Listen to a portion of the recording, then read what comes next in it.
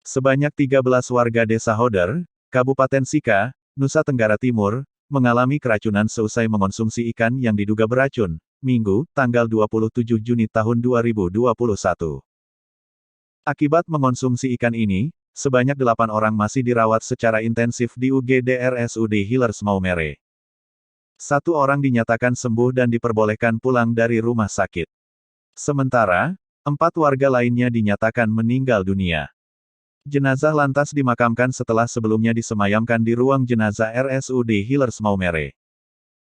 Dikutip dari tayangan Kompas TV, Senin, tanggal 28 Juni tahun 2021, hingga saat ini pihak kepolisian sedang menyelidiki kasus keracunan ini.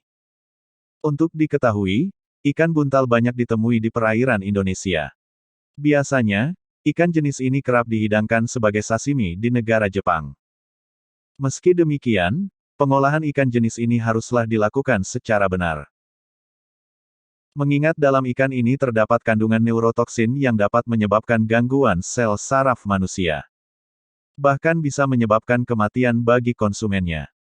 Diketahui racun yang terdapat pada ikan buntal 200 kali lebih mematikan dari sianida.